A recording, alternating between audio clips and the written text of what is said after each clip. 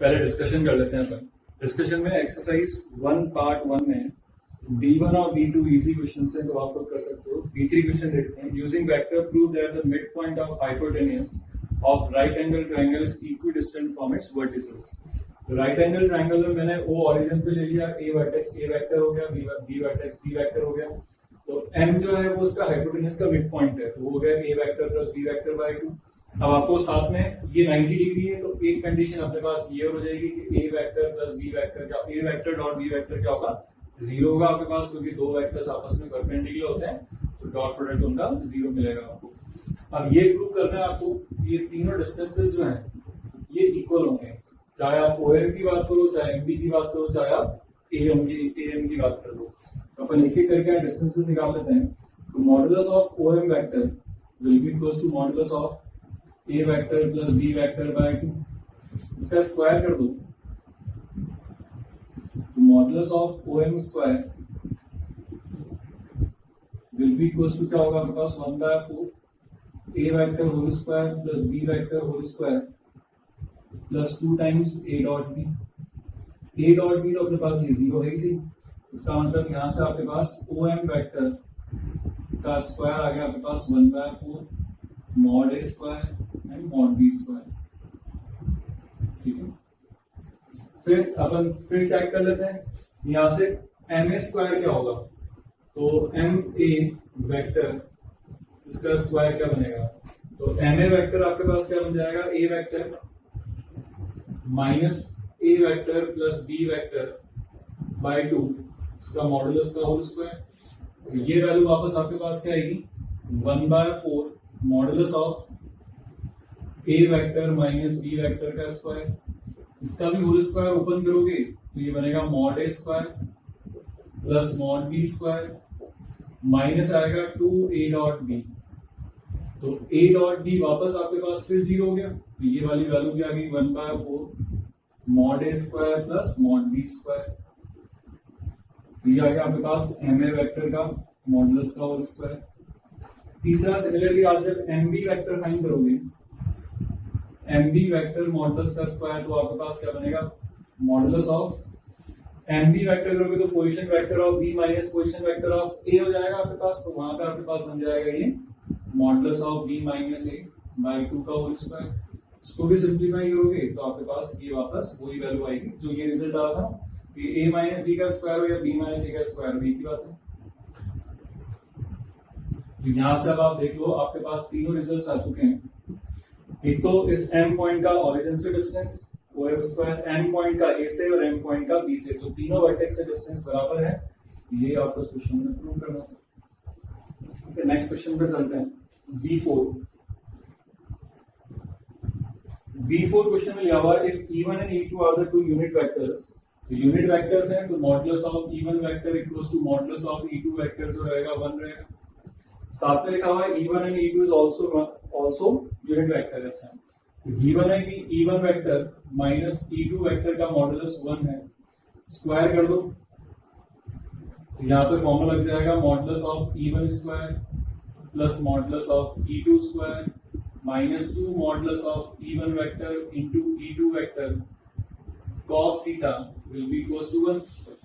ये 1 plus 1 minus 2 cos theta will be equals to 1 हो जाएगा। तो यहाँ से cos थीटा जो आ गया वो आपके पास आ गया हाफ, थीटा हो गया आपके पास 60 डिग्री, जो क्या माना था अपन ने angle between E1 vector and E2 vector. Exercise 1 part 1 B5 question.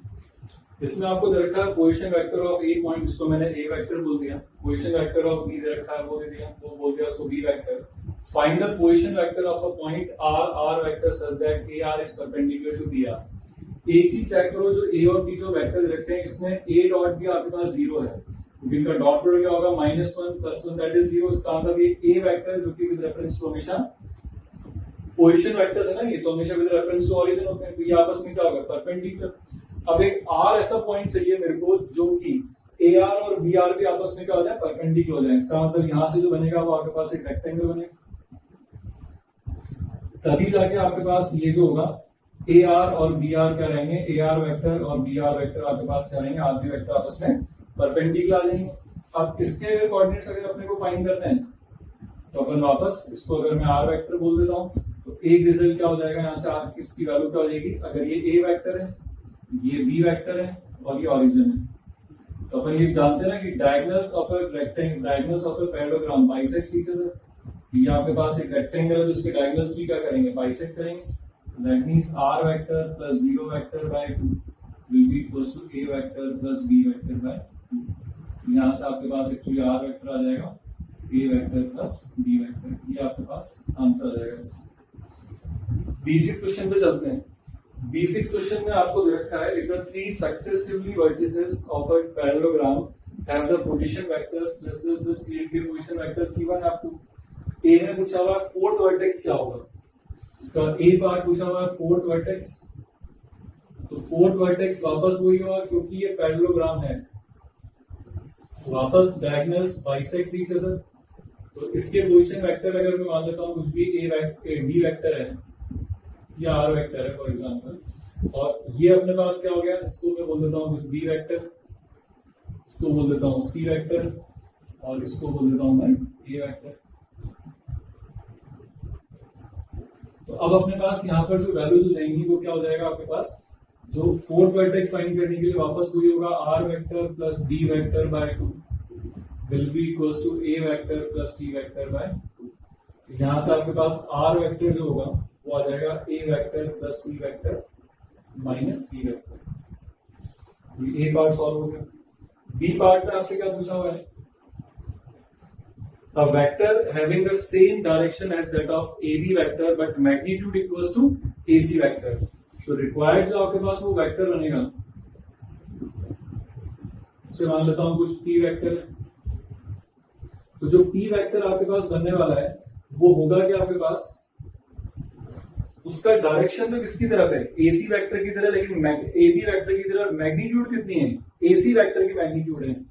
AC vector की मैग्नीट्यूड का मतलब हो गया मॉडुलस ऑफ AC वेक्टर, और किसके डायरेक्शन में है, AB के। तो AB का तो सिर्फ डायरेक्शन चाहिए, तो AB का सिर्फ डायरेक्शन चाहिए तो AB कैप लगा देते हैं। इसका मतलब ये AC का तो हो गया magnitude into AB vector divide by modulus of AB। ये आप कैलकुलेट कर लो, मतलब यहां से जो P वेक्टर आपके पास आएगा वो आ जाएगा AC अपॉन AB, जो उनकी साइड की लेंथ हो जाएगी इनटू AB वेक्टर। ये इससे आपका आंसर है। सी पार्ट में आपसे पूछा हुआ है angle between AC and BD, तो वहां से आप cos थीटा निकाल दो, cos theta will be equals to AC vector dot BD vector, मतलब डायगोनल्स के बीच में एंगल पूछा हुआ है आपसे, modulus of AC into modulus of BD। अच्छा, AC वेक्टर अपन कैसे निकालेंगे, ये जो AC वेक्टर निकलेगा तो final vector minus initial vector, तो इनका डॉट प्रोडक्ट AC वेक्टर, फिर BD वेक्टर आ जाएगा position vector of B minus position vector of D, जो आप यहां से आप निकाल चुके हो। ये दोनों का डॉट प्रोडक्ट डिवाइड बाय दोनों डायगोनल्स की लेंथ आप रख दो, तो वहां से आपको एंगल बिटवीन द डायगोनल्स भी मिल जाएगा, जो सी पार्ट में आपसे पूछा हुआ। 1 पार्ट 1 के B7 क्वेश्चन पर आते हैं। B7 क्वेश्चन में आपको लिखा हुआ है, किसी भी आपके पास ये लिखा हुआ है A vector upon A vector square minus B vector upon B vector square का whole square will be equals to A vector minus B vector divide by mod A vector mod B vector. इसका square आपको prove करना है। तो सबसे पहले तो किसी भी वेक्टर का स्क्वायर का मतलब होता है उसका मॉडुलस। तो क्या मॉडुलस A वेक्टर, ये वाली वैल्यू हो गई मॉडुलस ऑफ A का whole square minus modulus of B upon modulus of B का स्क्वायर, इसका पूरे का होल स्क्वायर हो गया मॉडुलस का। अब यहाँ पर अपने पास फॉर्मूला लग जाएगा mod of A minus B का होल स्क्वायर, तो वो क्या होता है अपने पास mod A square, that is A square upon ये हो जाएगा मॉड A का power 4 plus mod B square upon mod B to power 4 minus 2 times A dot B divide by mod A square mod B square. इसमें से एक mod A square और यहाँ से मॉड B स्क्वायर कट जाएगा, तो यहाँ बच जाएगा आपके पास mod A square upon mod A square 1 upon mod B square minus 2A dot B divide by mod A square mod B square. इसका एलसीएम लेंगे तो इसमें एलसीएम आ गया आपके पास mod A square mod B square और यहाँ आ जाएगा आपके पास mod A square plus mod B square minus 2 times B dot B. अब देखा जाए तो जो आपके पास न्यूमरेटर में जो लिखा हुआ है तो आपके पास लिखा हुआ है A vector minus B vector का मॉडुलस का whole square divide by mod A square mod B square. पूरे को आप लिख सकते हो A minus B divide by mod A mod B पूरे का whole square that is equals to RHS. ये क्वेश्चन आपके पास इस तरीके से प्रूव हो जाएगा। तो सिंपल एक फॉर्मूला यहाँ पे यूज है ए माइनस बी का whole square that is mod A square plus mod B square minus 2 times mod B dot B. Exercise 1 part 2 पे मूव करते हैं।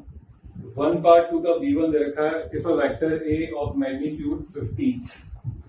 तो B1 के अंदर एक वेक्टर है जिसकी मैग्नीट्यूड 50 है और लिखा हुआ है कोप्लेनर विद कोलिनियर और कोप्लेनर एक ही बात है coplanar with B vector. So this implies A vector will be equals to lambda times B vector. This implies mod A square will be equals to lambda square into mod B square. तो ये हो जाएगा 225 कितना 50 है आपके पास 50 का whole square 2500 will be equals to lambda square into mod B square हो जाएगा 36 plus 64 plus 225 by 4।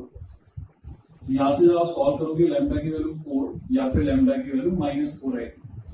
इसका मतलब यहाँ से आपके पास A vector will be equals to 4b vector भी बन सकता है और A vector equals to -4b vector भी बन सकता है। लेकिन आपको एक कंडीशन और गिवन है और वो क्या गिवन है सिंस मतलब ये एक्सेप्ट हो जाएगा ये रिजेक्ट हो जाएगा क्यों सिंस आपके पास लिखा हुआ है A vector makes acute angle with इसके साथ बना रहा है z एक्सिस के साथ। इसका मतलब क्या होगा a dot k must be what greater than 0।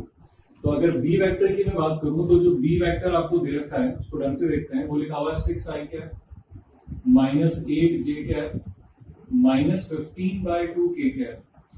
अगर मेरे को v अगर यहां से मैं अगर a के साथ अगर मैं k कैप का अगर मैं डॉट ले लेता हूं तो यहाँ पर आप देख लो k कैप के साथ डॉट लेने पर k कैप ये क्या आएगा -15/12 जो कि आपके पास नेगेटिव हो गया तो ऑब्ट्यूज एंगल आएगा। जबकि -4 भी लोगे तो माइनस मल्टीप्लाई करते k कंपोनेंट क्या हो जाएगा पॉजिटिव हो जाएगा। इसका मतलब क्या होगा आपके पास a डॉट k क्या आएगा पॉजिटिव आएगा। इसलिए आंसर जो होगा वो a vector will be equal to -4b vector होगा। B2 क्वेश्चन में लिया हुआ the set of values of C for which the angle between these two vectors is acute. अगर एक्यूट एंगल है तो दो वेक्टर को मैं A और B बोल देता हूं तो एंगल एक्यूट है।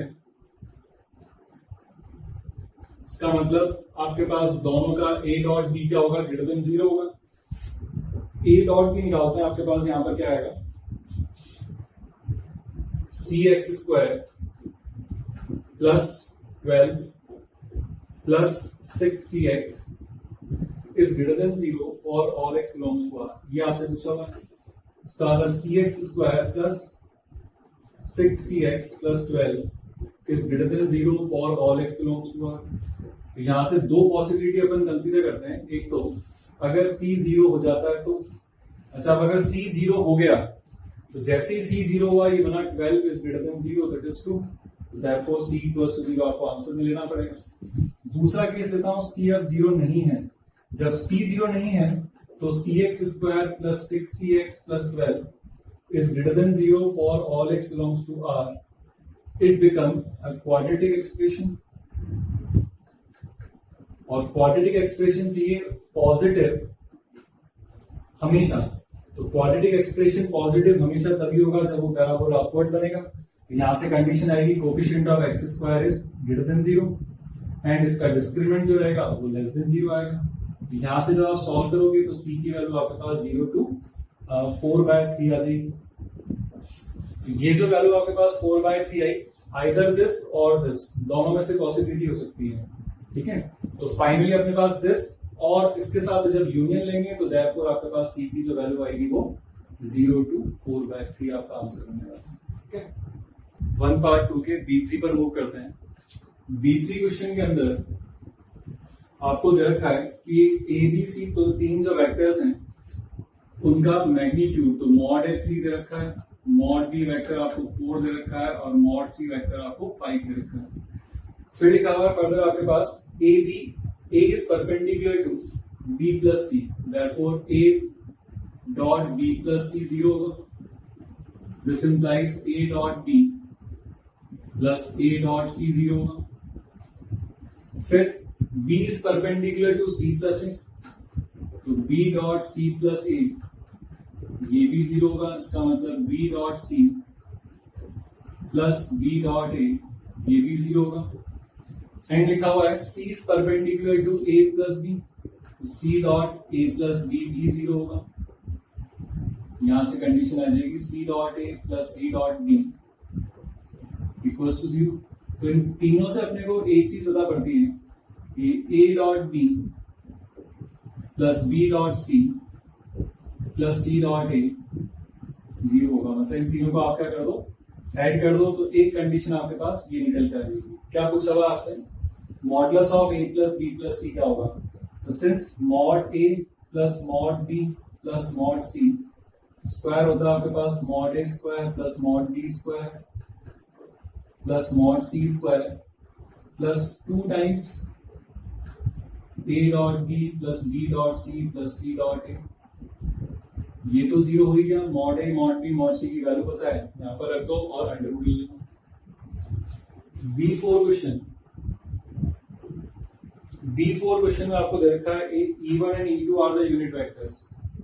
Modulus of E1 and modulus of E2 1 है आपके पास and are inclined at an angle 2 theta. तो अब ये अगर 2 थीटा पर अगर इंक्लाइन है तो एंगल बिटवीन 2 वेक्टर्स जो आपको दे रखा है,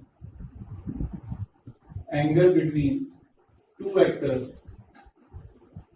एंगल बिटवीन 2 वेक्टर्स थीटा दे रखा है and it lies between 0 to pi. इसका मतलब आपके पास यहां पर जो थीटा होगा इट लाइज बिटवीन 0 to π/2 और आपको रीजन दे रखा है कि थीटा 0 to पाई होगा, लेकिन आपसे सीधा सा कह रखा है कि एंगल बिटवीन 2 वेक्टर्स 2 थीटा है और अपन जानते हैं कि वेक्टर्स के बीच में कोई भी एंगल हो 0 और पाई के बीच में ही रहता है, तो थीटा 0 to π/2 आ गया अपने पास। फिर पूछा हुआ है, अच्छा, और एक कंडीशन दे रखी है E1 minus E2 modulus will be less than 1, इसका स्क्वायर कर दो।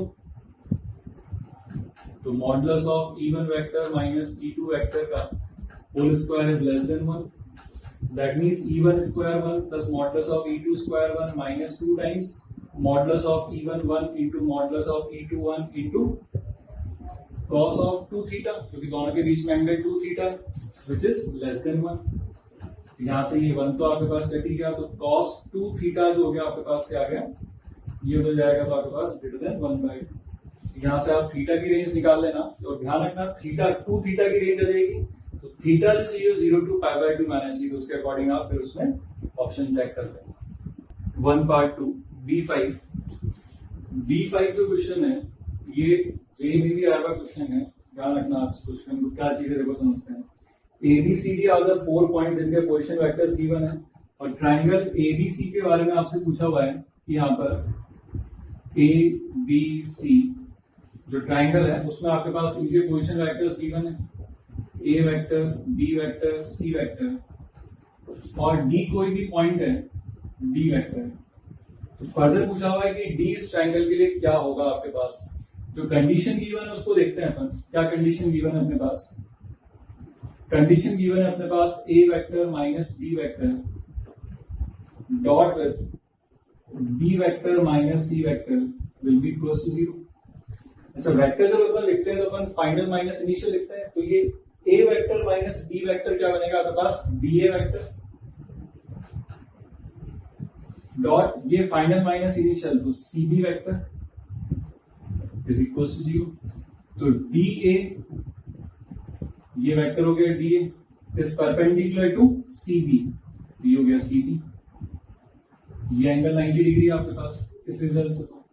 एंड एक और जो कंडीशन है वो आपके पास क्या है, B माइनस D dot with C minus A is again 0। वापस ये भी final vector minus initial vector तो ये बन जाएगा DB vector dot final minus initial, तो AC vector is equal to 0। तो फिर वापस DB और AC परपेंडिकुलर हो गए, तो इस बार जो DB वेक्टर बनेगा वो DB वेक्टर आपके पास ये हो जाएगा, और AC वेक्टर ये वाला हो जाएगा, तो ये आपके पास ये भी 90 डिग्री आ गया।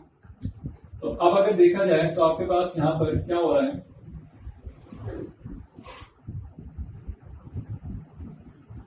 ये D पॉइंट अपन ने लिया था, तो ये भी परपेंडिकुलर आ गया। तो अब आपके पास ये एक एल्टीट्यूड हो गई, ये दूसरी एल्टीट्यूड हो गई, तो एल्टीट्यूड जहां पर भी इंटरसेक्ट करती हैं वो पॉइंट क्या होता है अपने पास, ऑर्थो सेंटर। एक्चुअली जो यहाँ पर जो D जो पॉइंट है वो आपके पास क्या हो जाएगा, ऑर्थो सेंटर हो जाएगा। Now after discussion we will move on to theory part. Properties of cross product पे मूव करते हैं। अगर देखो इनमें हमेशा एक साइक्लिक ऑर्डर आप मेंटेन रखना हमेशा, जैसे ये तो आपको पता ही कि I J K और आप I J K तीनों आपस में परपेंडिकुलर होते हैं, I J K ये परपेंडिकुलर तो होते ही। पहले सेकंड वाली प्रॉपर्टी देख लेते हैं, I क्रॉस I क्या बनेगा, mod I cap into mod I cap into sine zero. Sine zero क्या हो जाएगा 1, साइन जीरो क्या हो जाएगा 0। तो आपके पास अगर I cross I, J cross J, K cross K, ये तो आपके पास क्या आने वाले हैं, 0 आने वाले हैं। और जब आप I क्रॉस J करोगे, तो जैसे I क्रॉस J करा तो वेक्टर ये बाहर आएगा, तो आएगा तो वो भी क्या है, यूनिट वेक्टर ही, क्योंकि I क्रॉस J की वैल्यू क्या होगी आपके पास, mod I cap into mod J cap into sine 90 और unit vector perpendicular to I and J, तो वो बाहर आ जाएगा आपके पास K कैप। तो mod I cap mod J cap हो गया 1, साइन 90 भी हो गया 1, तो सिर्फ क्या बचेगा, वेक्टर जो कि A और B I और J के perpendicular, that is K cap. तो यहां से आपके पास वैल्यू हो जाएगी K cap. J cross I करोगे, तो J क्रॉस I करोगे तो आपके पास क्या आएगा, K वेक्टर इधर ऊपर है ना, तो जब आप ये करोगे तो I कैप आ जाएगा, और K क्रॉस I करोगे तो आपको J कैप मिल जाएगा। इनके लिए हमेशा आप क्या करना है, एक साइक्लिक ऑर्डर हमेशा आप मेंटेन रखना कि जब भी आपको तीन वेक्टर से I J K का क्रॉस प्रोडक्ट लेना हो तो एक साइक्लिक ऑर्डर मेंटेन कर लो आप लोग। I cap, J cap, K cap, anti clockwise order में आप ये साइक्लिक ऑर्डर मेंटेन कर लो।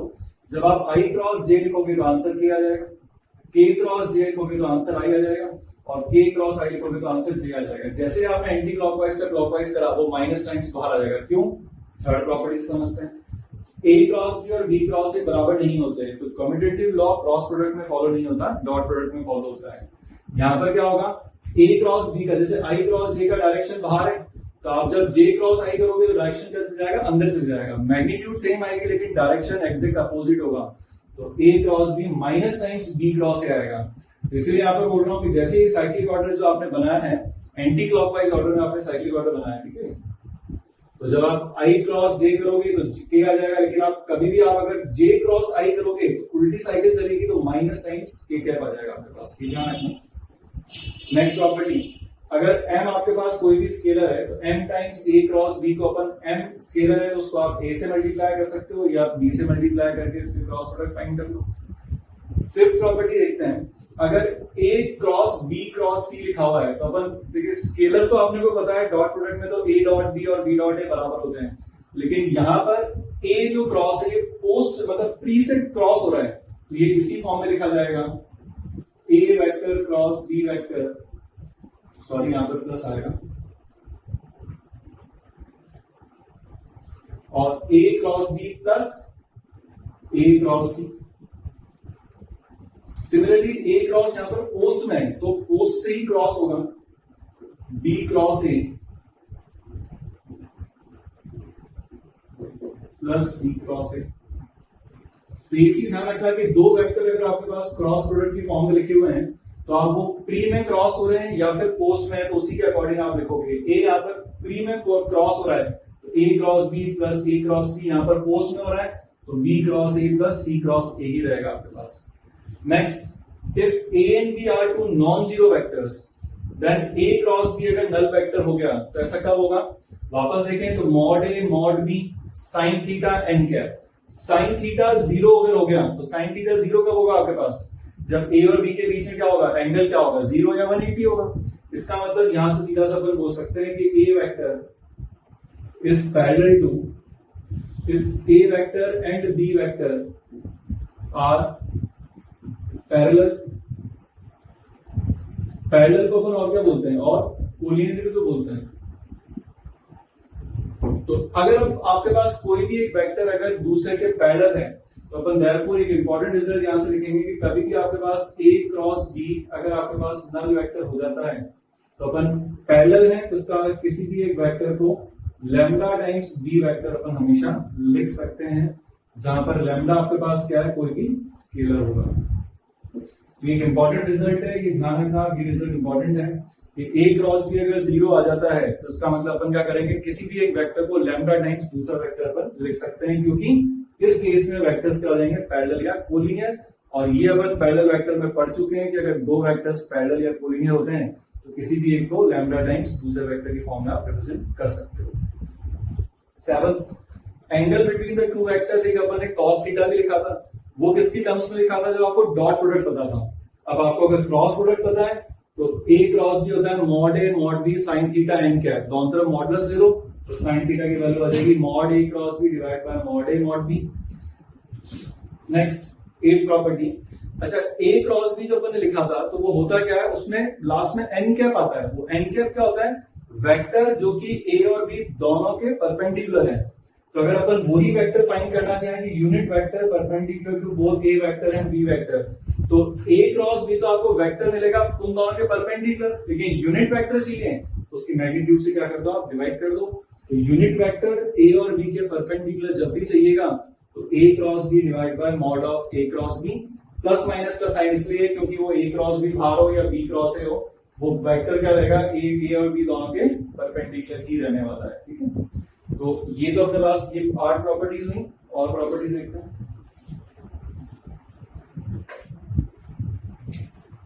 ये तो मुझे अगर मान लो यूनिट वेक्टर मिल गया यहाँ पर, इसमें 8 प्रॉपर्टी में अगर यूनिट वेक्टर मिल गया, मैं आपसे कहता हूं a vector of magnitude R and perpendicular to both A vector and B vector, क्या होगा, वेक्टर की मैग्नीट्यूड R है और परपेंडिकुलर है A और B दोनों के। तो परपेंडिकुलर यूनिट वेक्टर तो अपने को पता है, ये वेक्टर जो आएगा परपेंडिकुलर है A और B दोनों के, लेकिन इसकी मैग्नीट्यूड कितनी है, 1 यूनिट। अब आपको मैग्नीट्यूड चाहिए R, तो that will be equals to R into n cap. तो this implies R n cap जो रहेगा एक वेक्टर होगा जिसकी मैग्नीट्यूड R होगी और A और B दोनों के क्या रहेगा, perpendicular, that is plus minus R into A cross B divide by modulus of A cross B। ठीक है, ये आपके पास vector perpendicular to both A and B and of magnitude R की वैल्यू होगी। 10th प्रॉपर्टी, अपन ने area of triangle लिखा था, अगर आपको 3 वर्टेक्स अगर पता है A B C, तो इसको मैं अगर पोजीशन वेक्टर A वेक्टर, इसका पोजीशन वेक्टर B वेक्टर, इसका पोजीशन वेक्टर अगर मैं C वेक्टर बोल देता हूं तो अपने पास एरिया ऑफ ट्रायंगल क्या आएगा, आपके पास यहां से एरिया ऑफ ट्रायंगल अपन क्या लिख सकते हैं, area of triangle A B C will be equals to half times, आपको पता है किसी भी एक वर्टेक्स से 2 वेक्टर्स आप ओरिजिनेट कर दो, तो area of triangle ABC will be equals to half into modulus of AB cross AC। तो ये तो आपके पास रिजल्ट आ ही जाएगा। अब इसकी वैल्यू क्या होगी वो सिंप्लीफाई करके देखते हैं हम। तो जो आपने ये एरिया लिखा हुआ है, area of triangle ABC will be equals to 1/2 modulus of AB vector. अब AB वेक्टर तो आप डायरेक्ट निकाल सकते हो, final minus initial, that is B vector minus A vector cross product with AC vector, that is C vector minus A vector. अब यहां पर अपन क्या कर रहे हैं, इस पर डिस्ट्रीब्यूटिव प्रॉपर्टी लगा देते हैं अपन। तो 1/2 जो अपन लिखी थी ना, प्री से क्रॉस प्रोडक्ट कर रहे हैं या पोस्ट से कर रहे हैं, तो इसको अब आप B को यहां पर क्रॉस प्रोडक्ट ले लो तो क्या बनेगा, B cross C minus B cross A minus A cross C and plus A cross A। A cross A तो वैसे ही 0 हो जाएगा, ठीक है, क्योंकि दोनों वेक्टर सेम ही है, तो angle between the equal vectors क्या होगा, आपके पास 0 होगा, तो साइन 0 0 हो गया।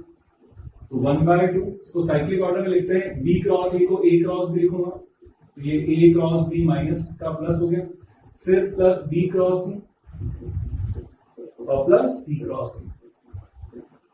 तो ये एरिया ऑफ ट्रायंगल आपके पास एबीसी होगा। अच्छा, ये जो रिजल्ट दिखाया ना अपन ने, इस एक्सप्रेशन को थोड़ा सा ध्यान रखना। बाकी अगर आपको कभी भी ये पोजीशन वेक्टर्स पता हो ना एबीसी के, तो आप ये रिजल्ट मत लगाने लग जाना कि पहले ए क्रॉस बी लगाओ, फिर बी क्रॉस से निकालो, फिर सी क्रॉस से निकालो, ऐड करो। आपको सीधा सा क्या करना, ए बी वेक्टर निकालना, ए सी वेक्टर निकालना, ए बी वेक्टर हो जाएगा बी माइनस ए सी वेक्टर हो जाएगा सी माइनस ए, उनका क्रॉस प्रोडक्ट और हाफ ले लेना, तो आपको डायरेक्ट मिल जाएगा। लेकिन ये रिजल्ट क्या होता है वो थोड़ा सा ध्यान रख लेना, अगर कभी भी ऐसा रिजल्ट देखे half of A cross B cross C cross A, तो एक्चुअली क्या होगा, एरिया ऑफ ट्रायंगल हो जाएगा आपके पास। अगर तीनों पॉइंट्स ये ए बी सी अगर आपके पास कोलिनियर हो गए तो एरिया ऑफ ट्रायंगल क्या आ जाएगा, तो रिजल्ट यहां से आ जाएगा। If points A vector, B vector and C vector are collinear, then area of triangle ABC will be equals to 0. This implies modulus of A cross B plus B cross C plus C cross A will be equals to 0. ये अपने पास condition है, अगर आपके पास तीन points collinear हुए तो उसकी। Next 11th property. 11th property में अगर आपको कोई भी क्वाड्रिलेटरल दे रखा है, जैसे ये क्वाड्रिलेटरल है आपके पास ए बी सी डी, इसका एरिया निकालना है, तो अपन यहां क्या करेंगे, इसके डायगोनल्स में दो वेक्टर्स बना लेंगे अपन। डायगोनल्स को एक D1 वेक्टर और दूसरा डायगोनल होगा आपके पास D2 वेक्टर। तो एरिया ऑफ क्वाड्रिलेटरल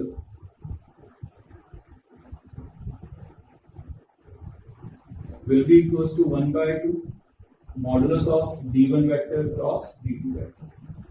अब ये क्वाड्रिलेटरल अगर आपके पास पैरेललोग्राम है तो अपन एरिया ऑफ पैरेललोग्राम भी लिख चुके हैं, modulus of A cross B. लेकिन वो modulus of A cross B, उसमें ए वेक्टर और बी वेक्टर क्या होते हैं, अगर पैरेललोग्राम की बात करूं तो आपके पास एडजेसेंट साइड्स होती हैं। लेकिन अगर पैरेललोग्राम में भी अगर आपको एडजेसेंट साइड्स नहीं देकर अगर आपको डायगोनल्स दे रखे हैं, तो वापस आप ये वाला फॉर्मूला वहां पे भी लगा लो, क्योंकि पैरेललोग्राम भी क्या है, एक क्वाड्रिलेटरल ही तो है आपके पास। तो ये एरिया ऑफ क्वाड्रिलेटरल आपके पास वैल्यू, एरिया ऑफ क्वाड्रिलेटरल की वैल्यू होगी। अब अपने पास ये तो अपन ने देख लिया कि ए बी क्रॉस ए सी आपके पास रिजल्ट आ गया। लेकिन जैसे अपन ने ए डॉट बी की वैल्यू निकाली थी, A1 A2 plus B1 B2 plus C1 C2, उसी फॉर्म में ए क्रॉस बी की वैल्यू क्या आती है वो समझते हैं, वो देखते हैं।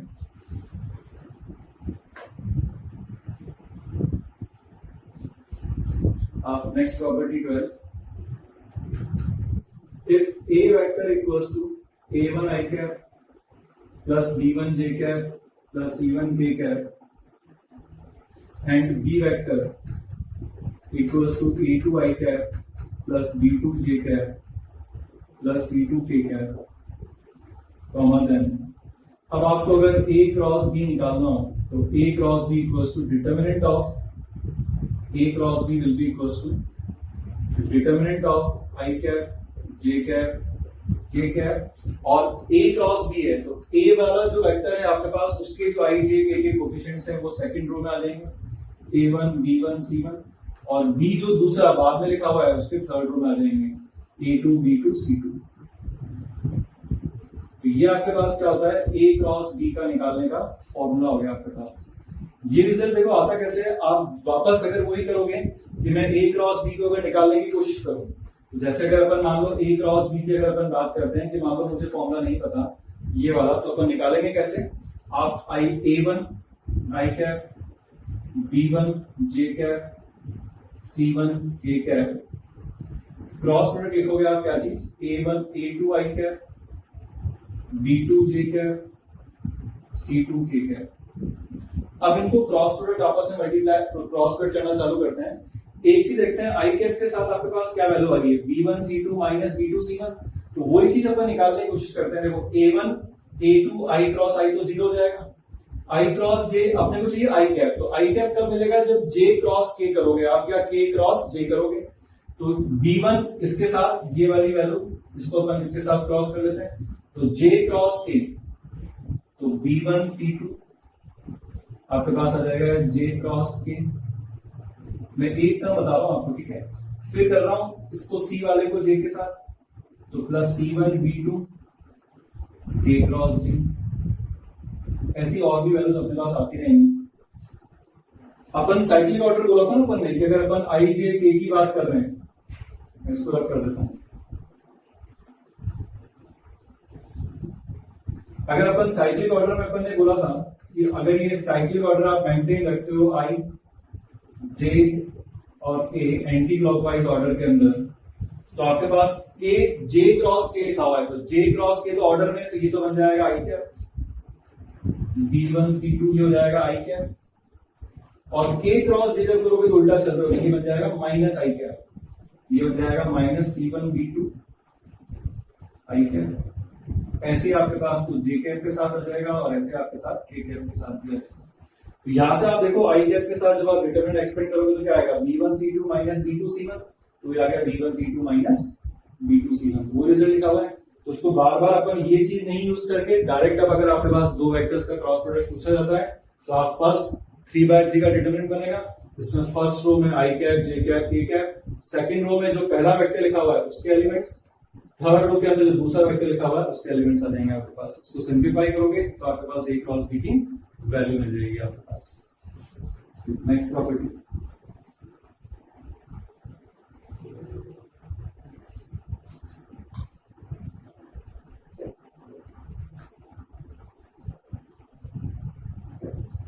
Lagrange's identity।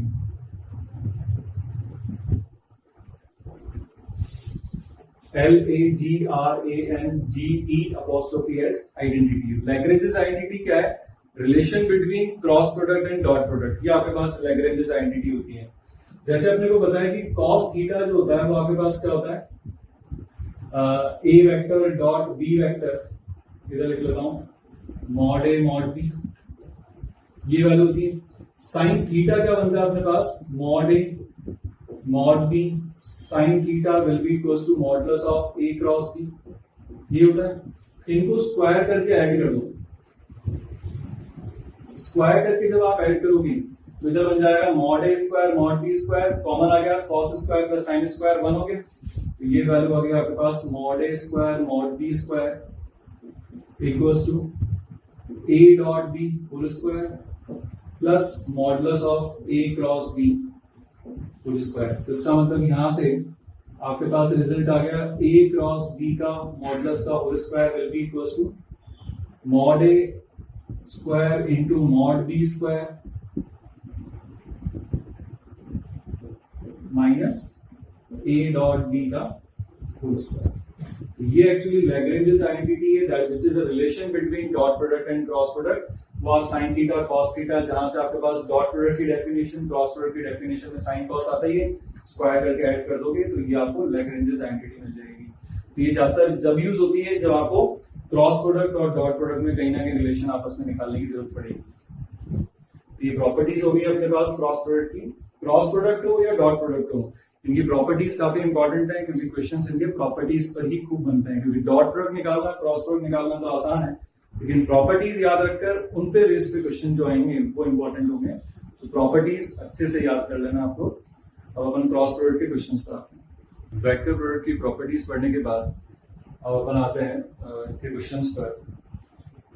Find the vector of magnitude 9 which is perpendicular to both the vectors A vector and B vector। तो सबसे पहले तो अगर अपने को यहाँ पर कोई भी वेक्टर चाहिए जो कि A और B दोनों के परपेंडिकुलर है, तो सबसे पहले तो अपन बात करें तो अपने को vector perpendicular to A vector and B vector will be equals to A cross B, plus minus ले लेते हैं क्योंकि कोई सा भी डायरेक्शन हो, इस साइड हो या अंदर हो, आपके पास परपेंडिकुलर तो रहेगा ही रहेगा। तो this implies unit vector perpendicular to A vector and B vector will be equals to, अगर मैं n कैप बोल देता हूं तो this is n cap will be equals to plus minus A cross B divided by modulus of A cross B। अब अपना काम ये रहेगा कि अपने को A cross B की वैल्यू निकालनी है। अब A cross B कैसे निकलता है, अगर A cross B निकालना है तो अपने को क्या करना है, डिटरमिनेंट्स उसकी वैल्यू निकाल लेते हैं। I cap J cap K cap. A vector आपके पास 4 1 3 बी वेक्टर है -2 1 -2। इसको कैलकुलेट करें अपन तो आई कैप के साथ कितना आ जाएगा -2 -3 that is -5 I cap, minus J के साथ आपके पास आ जाएगा -8 +6 तो -8 +6 आपके पास हो गया -2 तो that is +2 i cap +2 J cap और के कैप के साथ आ जाएगा आपके पास 4 + 2 6 के कैप। तो यहां से ये जब वैल्यू आ गई तो देयरफॉर अपन यहां से modulus of A cross B जब निकालेंगे तो वो क्या आएगा √25 + 4 + 36 दैट इज कितना आ गया 40√65। तो अपने को फाइंड क्या करना था, देयरफॉर वेक्टर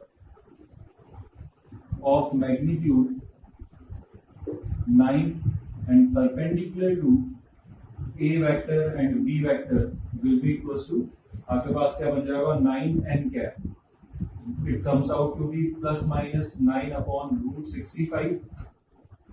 तो ये हो गया आपके पास n कैप से मल्टीप्लाई कर रहे हैं और a क्रॉस भी आपके पास आ रहा है -5 आई cap +2 J cap +6 k cap.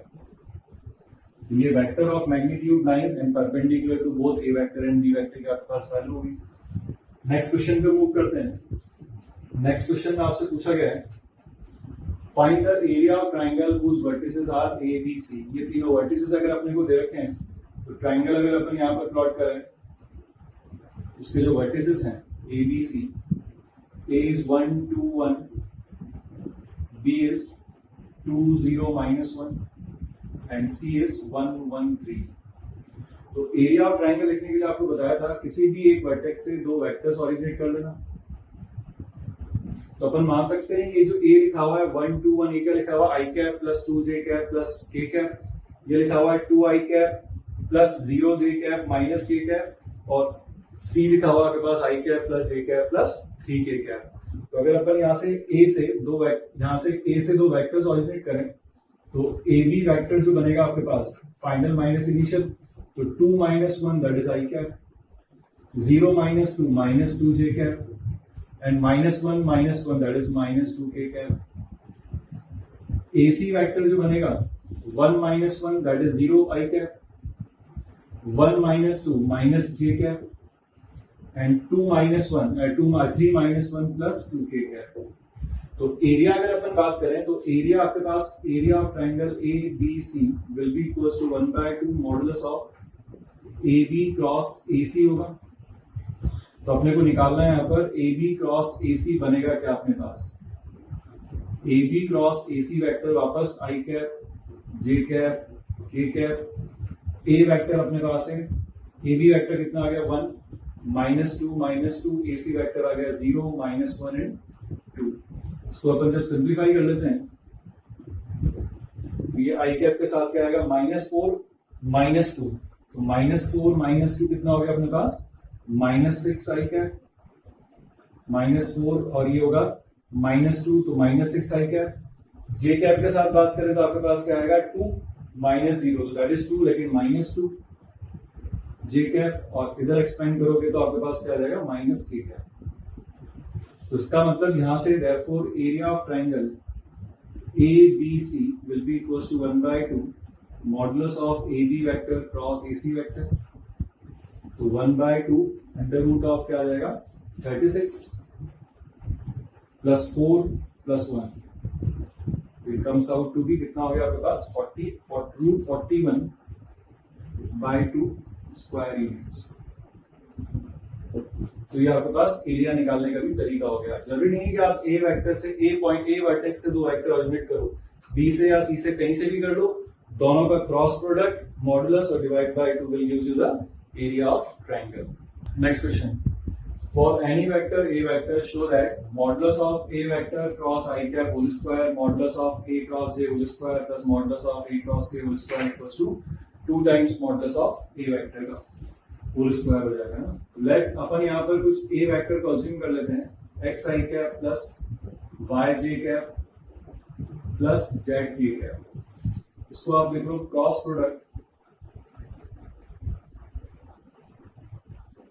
Product with i cap. इसका क्रॉस प्रोडक्ट पर जब लिखोगे तो A cross i will be equals to i cross i तो 0 हो जाएगा y बनेगा आपके पास j cross i plus z k cross i.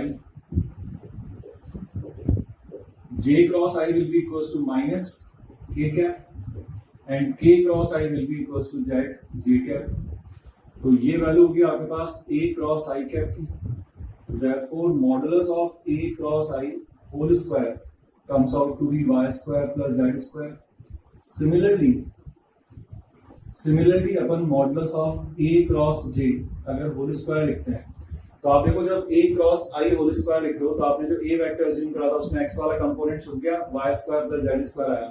जब आप j के साथ क्रॉस करोगे whole square करोगे तो y हट जाएगा, क्या आ जाएगा x square plus z square and modulus of a cross k whole square will be equals to x square plus y square.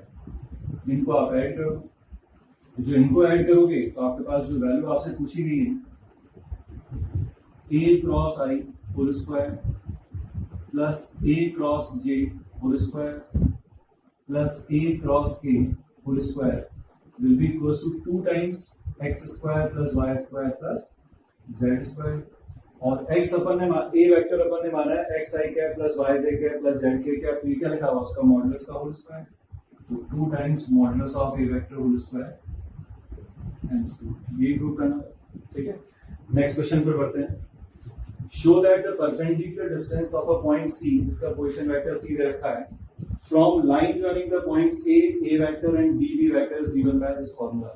तो अब अपन ये किस तरीके से निकालेंगे. देखो कि अगर मेरे पास ये लाइन ज्वाइनिंग, अगर ये a पॉइंट है जिसका position vector a vector given है, ये b पॉइंट है जिसका position vector b vector given है, जहां पर कोई भी पॉइंट c है जिसका position vector c vector given है, इससे कह रहा है कि परपेंडिकुलर डिस्टेंस जो है इसका, ये आपको कैलकुलेट करने के लिए कहा गया है.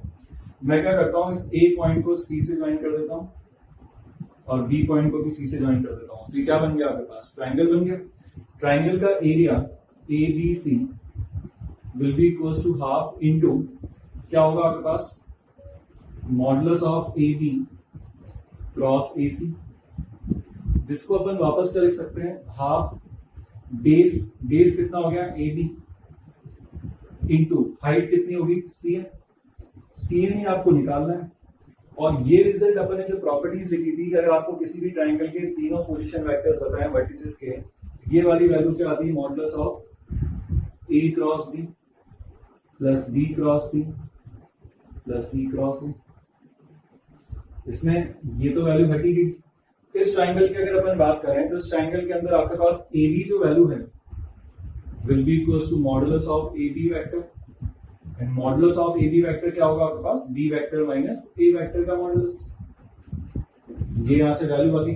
तो दिस इंप्लाइज जो आपको CN कैलकुलेट करना था वो क्या हो गया न्यूमरेटर में, तो A cross B plus B cross C plus C cross A divided by, आप किससे डिवाइड करोगे, AB से, जिसकी वैल्यू है modulus of B vector minus A vector. ये आपको प्रूव करना था. ठीक है, ये दोनों क्वेश्चन हो गए अपने पास. नेक्स्ट क्वेश्चन लेते हैं. If A vector B vector and C vector तीन वेक्टर गिवन है, then determine the vector R vector, मतलब नल वेक्टर नहीं है, R is vector is not equals to null vector, satisfying the condition R cross A equals to R cross B equals to C cross B and R vector and A vector are perpendicular. तो सबसे पहले तो आप एक result ही ध्यान रखो कि कभी भी आपके पास दो वेक्टर का क्रॉस प्रोडक्ट LHS में, दो वेक्टर का क्रॉस प्रोडक्ट अगर RHS में लिखा हुआ है, जिनमें एक वेक्टर कॉमन है B वेक्टर, तो पहले आप इसको एक तरफ लेके आओ. ये बनेगा R vector cross B vector minus C vector cross B vector equals to 0. फिर अब जो कॉमन वाला वेक्टर है वो दोनों में पोस्ट में या दोनों में एक साथ प्री होना चाहिए. यहाँ पर पोस्ट में क्रॉस प्रोडक्ट है दोनों में B वेक्टर, उसको बाहर निकाल लेता हूँ, उसको लिख लेता हूँ R vector minus C vector cross product will be equals to 0. ये 0 वेक्टर हो गया. अब आपने को बताया कि दो वेक्टर का क्रॉस प्रोडक्ट आपके पास 0 कब होता है. This implies R vector minus C vector is parallel to B vector. This further implies R vector minus C vector will be equals to what? Lambda times B, where lambda is any scalar. This implies R vector comes out to be C vector plus lambda times B vector. जब मुझे lambda मिल जाएगा तो मेरे को वहां से क्या मिल जाएगी, बी और सी तो अपने को पता ही है, तो आर वेक्टर की वैल्यू आ जाएगी आपके पास। इसको फर्स्ट इक्वेशन बोल देता हूं। अब again since R vector and A vector are perpendicular, therefore r dot a will be equals to what, 0। उसका मतलब ये होगा this implies dot product equation 1 with a vector। तो इस पूरे को अगर आप a वेक्टर से डॉट प्रोडक्ट कर देते हो तो it will become r dot a will be equals to c dot a plus lambda times b dot a, जिसके अंदर r डॉट ए तो आपको बताइए कि 0 हो ही गया। c डॉट ए निकालना है आपको, तो वो क्या बनेगा, a1 a2 that is 8 plus b1 b2 0 है और c1 c2, तो कितना हो गया 8 plus 7 that is 15 plus lambda times b dot A, तो b डॉट ए मतलब इन दोनों का डॉट करना है तो 2 plus 1 3, so lambda comes out to be -5। ये जो लैम्डा की वैल्यू आई है पुट इन 1। फर्स्ट इक्वेशन में जैसे आप पुट करोगे लैम्डा की वैल्यू -5, तो यहां से आपके पास आर वेक्टर आ जाएगा। सी वेक्टर की वैल्यू रख देते हैं अपन 4i cap plus 3j cap plus 7k cap, और लैम्डा की वैल्यू -5 है तो उसको -5 बी वेक्टर से मल्टीप्लाई कर देते हैं, तो आपके पास क्या हो जाएगा वो -5 times i cap plus j cap plus k cap, और सिंप्लीफाइंग आपके पास आर वेक्टर क्या आ जाएगा 4 - 5 that is -i cap, 3 - 5 that is -2j cap and 7 - 5 that is plus 2k cap. ये आपके पास इसका आंसर आएगा। तो ये रिलेशन इंपॉर्टेंट है। मैं फिर बोल रहा हूँ, कभी भी आपके पास ऐसा कोई वेक्टर दिखे जहां पे LHS RHS में दो वेक्टर का क्रॉस प्रोडक्ट दिख रहा है जिसमें से एक वेक्टर कॉमन है, तो सबसे पहला काम ही करना, कॉमन वेक्टर को आप या तो दोनों में पोस्ट में या दोनों में प्री में होना चाहिए। जैसे यहाँ पर दोनों में पोस्ट में लिखा हुआ है बी वेक्टर, तो बी वेक्टर जैसे ही कॉमन हो गए r - c क्रॉस b 0 हो गया, तो जैसे ही दो वेक्टर का क्रॉस प्रोडक्ट 0 हुआ, पैरेलल का मतलब एक वेक्टर को लैम्डा टाइम्स लिखा, ये कंडीशन आ गई। दूसरी कंडीशन यूज करके मैंने लैम्डा की वैल्यू निकाल दी, तो क्वेश्चन आपके पास सॉल्व हो गया। Next question, let OA vector, A vector, OB vector, tan A vector plus 2B vector and OC vector equals to B vector, where O is the origin. To solve, let P denotes the area of quadrilateral OABC and Q denotes the area of parallelogram with OA vector and OC vector as adjacent sides. Prove that P equals to 6Q. ये आपको prove करना है। सबसे पहले तो area of parallelogram की अगर मैं बात करूं, जो आपको एरिया ऑफ पैरेललोग्राम कितना होगा आपके पास, मॉडुलस ऑफ एडजेसेंट साइड्स कौन सी है उसकी, ए और बी, ओ ए ओ बी, तो ओ ए क्रॉस ओ सी, ओ ए दे रखा है ए, तो ये हो गया आपके पास modulus of A cross B. This implies जो आपको पी जो दे रखा है मतलब क्यू, तो Q will be equals to what, A cross B का मॉडुलस। ये एक रिजल्ट तो आपके पास आ गया एरिया ऑफ पैरेललोग्राम वाले से जो अपन ने पढ़ा था। अब ये कह रहा है कि क्वाड्रिलेटरल बनाओ आप ओ ए बी सी, तो ये ओ ए बी सी अपन ये क्वाड्रिलेटरल बना देते हैं, ये ओ ए बी एंड सी है, ओ ए बी सी, ये आपके पास क्वाड्रिलेटरल हो गया। अब क्वाड्रिलेटरल के बारे में मुझे पता है ये तो ऑरिजिन है, तो ये तो आपके पास 0 हो ही जाएगा। ये दे रखा है आपको ओ ए वैक्टर दे रखा है अपने को ए वेक्टर, ओ सी वैक्टर दे रखा है आपको बी वेक्टर, और ओ बी वेक्टर आपको दे रखा है सीधा सा डायरेक्ट 10 ए वेक्टर प्लस 2b वेक्टर, ये आपको गिवन है क्वेश्चन के अंदर। क्वाड्रिलेटरल का एरिया अगर अपन बात करते हैं तो क्वाड्रिलेटरल का एरिया क्या होता है, 1/2 d1 क्रॉस d2 का मॉडुलस। एक डायगोनल तो दे दिया, दूसरा डायगोनल और निकाल लेते हैं। ये अगर ऑरिजिन है, ये ए वेक्टर है, तो इसका ये पोजीशन वेक्टर क्या हो जाएंगे इसके, ए वेक्टर, वापस इसके पोजीशन वेक्टर हो जाएंगे बी वेक्टर, तो दूसरा वेक्टर जो मिल जाएगा वो आपको क्या मिल जाएगा, A vector minus B vector. तो ये हो गया एक डायगोनल d1 वेक्टर, ये हो गया दूसरा डायगोनल d2 वेक्टर। तो therefore area of quadrilateral OABC will be equals to 1/2 modulus of d1 cross d2। ये अपने पास एरिया ऑफ क्वाड्रिलेटरल वाला फॉर्मूले से अपन ने लिख दिया। d1 d2 पता है, यहां पर रख देते हैं 1/2 d1 हो गया आपके पास 10a vector plus 2b vector, cross product with d2 आपके पास कितना है, a vector minus b vector. इसको डिस्ट्रीब्यूटिव, और ये अपने को दे रखा है आपको क्वेश्चन में p दे रखा है ना, तो ये p की वैल्यू आ रही है। यहां से अपन इसको डिस्ट्रीब्यूटिव प्रॉपर्टी से अपन ओपन कर ले तो 10a vector cross a vector 0 हो जाएगा, 10a vector cross minus b तो माइनस 10a क्रॉस b। फिर ये 2b वेक्टर a के साथ क्रॉस होगा तो ये प्लस में बनेगा, लेकिन उसको भी मैं क्या ले लेता हूं, माइनस कर देता हूं, तो माइनस हो जाएगा 2b क्रॉस a।